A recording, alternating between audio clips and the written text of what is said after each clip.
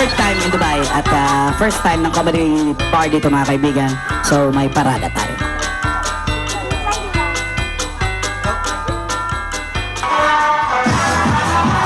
Pista sa Dubai. Naghahanda ka para sa isang parada. Siyempre parada, magpapaganda, magme-makeup,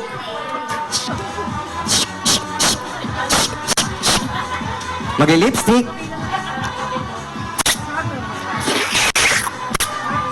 magsusuklay ng buhok, magtitis,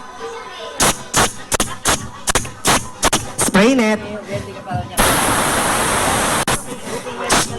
Nag-umpisa na ang parada, ikaw ang napiling majorette ng inyong bayan. Pakaway-kaway, pa-smile-smile. Lingon sa kaliwa, lingon sa kanan. Nagpapa-cute, super cute, mega cute, ay. Paglingon sa kaliwa, nakita mong yung crush, ay, sobrang cute, ay. Mega cute, ay, super dura, ay. Paglingon sa kanan, nakita mo yung kaaway, nagtaray. Super taray. Lumagpas sa kaaway, lumagpas na. Oy, maraming gwapo, naglalandi, humaharot, daming gwapo, bigay todo. Paglingon sa kanan, nakita mong yung tatay. Ang tatay mo'y galit sa bading.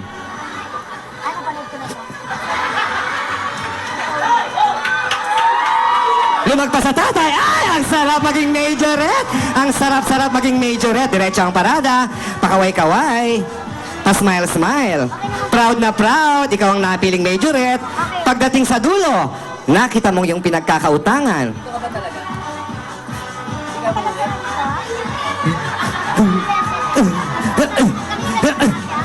Lumagpas sa pinagkakautangan, ay, salamat, wala na siya. Diretso ang parada, mahaba yan. Pagdating sa kanto, may nakita kang promoter, dadaling ka rin sa Japan, nagpa-impress, humataw! Hataw! Hataw! Aldigar Sisters!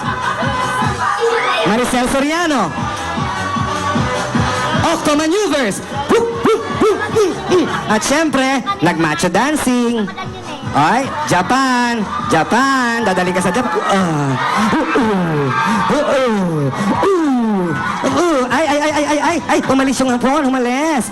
Hindi na putuwa! Diretso ang parada! Diretso! Diretso! Ang sarap-sarap ng parada! Pagdating sa kanto, aba may natuwa! May natuwa sa'yo! May naghagis ng piso! Anong gagawin mo? Nakakahiya! Hindi pwedeng pulutin! Majorette! Hindi pwedeng pulutin, parada yan, maraming tao.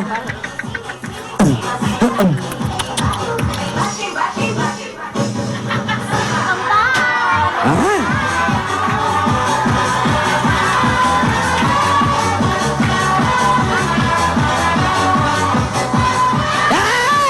Diretso ang parada. Siyempre, pag ganyan parada, may mga bagay na nangyari na hindi maiwasan. Nangati ang ilong. Ops, hindi pwedeng kamuti, nakakahiya, majorette.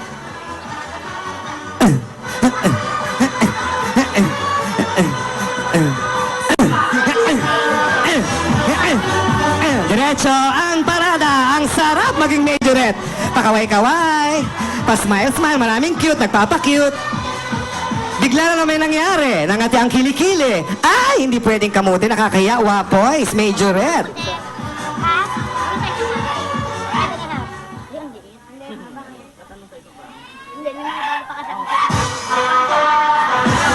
Natapos ang parada, ikaw ang pinakamagandang majorette ng inyong bayan.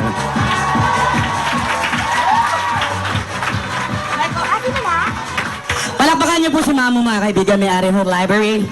Anto de Real. Ba't hindi ko pakita? Ginagalang po yan sa Pilipinas. Ito po siya, si Ate Yan!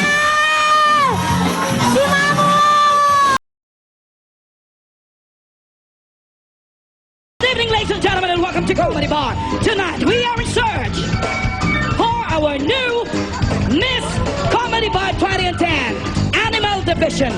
Here are the not so lovely candidates in this swimwear, brought to you by DPWH. Candidate number 1. Magandang gabi po sa inyong lahat. Nasa inyong harapan ang napakagandang kamukha ni Era Madrigal. Ako po si Angel at naniniwala sa isang simpleng kasabihan. Hindi lahat ng may magandang mukha ay babae. Malay nyo, ako pala ang dati nyong kumpare. Thank you very much, candidate number 1. Candidate number 2.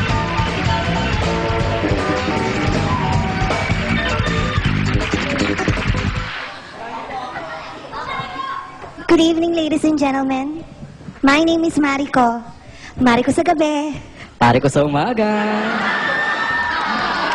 At isa lang po kasabihan na paniniwalaan ko. Di man ako kasing ganda ng nanay nyo o sing sexy ng ate nyo. Malay nyo, ako. Ang kuya nyo.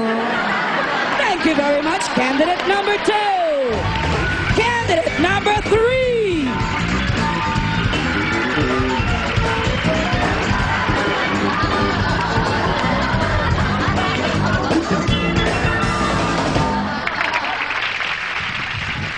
Mabuhay.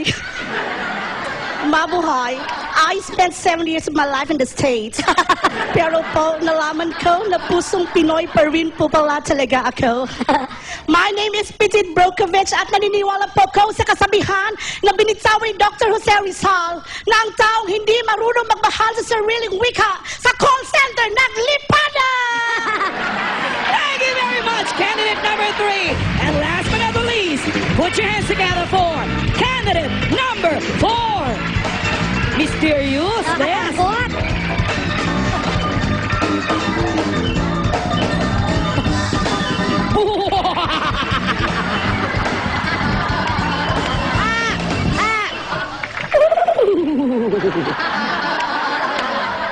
Magandang gabi po sa inyong lahat. Dumating na sa inyong harapan ang kakaibang Diyosa ng kagandahan. And I stand 6 feet below the ground. Ito po ang inyong bagong Rosalinda. My name is Carla Abellana. Naniniwala sa kasabihang, pag maaraw at biglang umulan, kinakasalang tikbalang. Put your hands together, ladies and gentlemen, for our 4 not-so-lovely candidates. We come now to the most exciting part of the pageant, and that is the question and answer portion. Candidate number 1, step forward, please. Doon muna ako, Bess, ha? Sige, go, Beth. You look very intelligent. Thank you so much. What is your favorite subject? Ever since I was a child, my favorite subject is science. Well, that's very difficult. What's your favorite planet? Ever since I was a child, my favorite planet is Mercury. Mercury. Interesting. Why Mercury? Dahil sa Mercury, nakakasigurado po kayong gamot ay laging bago. Thank you very much, candidate number 1. Candidate number 2. If you were to become an animal, what animal would you like to be? Oh. I would like to be an amphibian. Amphibian. Why amphibian? Because an amphibian is an animal who can live both water and land. Nice answer. Can you give us an example of an amphibian? Oh. A frog. Nice. How about another example? Oh. Another frog, thank you. Thank you very much. Candidate number 2. Put your hands together for the very confident candidate number 3. You seem to be the crowd's favorite candidate number 3. How are you? I'm hungry. Well, I can see that. What for you is the most important part of your body? Sorry?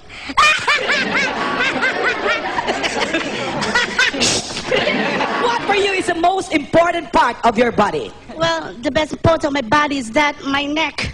Why your neck? Parang wala ka namang neck. Because my neck holds my head, and my head holds my face, for I believe that my beautiful face will hold the crown for tonight's competition. Confident! What is the second most important part of your body? Second? Yes! Well, my second part of my body is that My kidney. Your kidney! Why your kidney? Because I believe that kidney is the capital of Australia. Thank you. Okay pa kaya to? The third most important part of your body for you. My mouth. Why your mouth? Because that is the place where I live. Mouth Mayon Volcano. Thank you. Thank you very much. Candidate number 3. Pasensya, may sakit siya. Ladies and gentlemen, candidate number 4.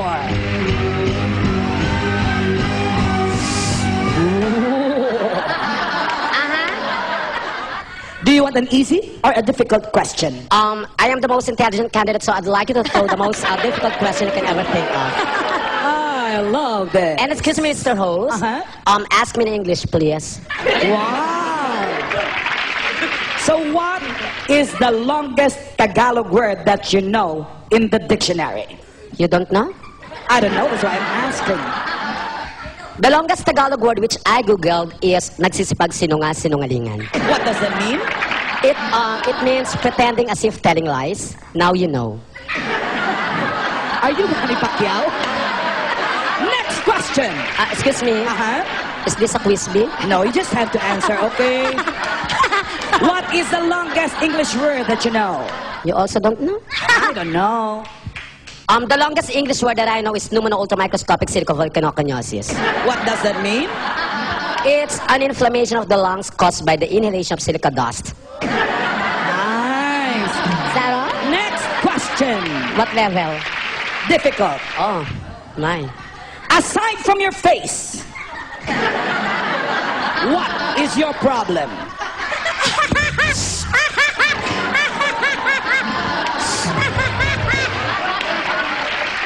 Well, Mr. Host, Uh-huh. let me tell you this. I don't think I have a problem with my face because I'm used to it.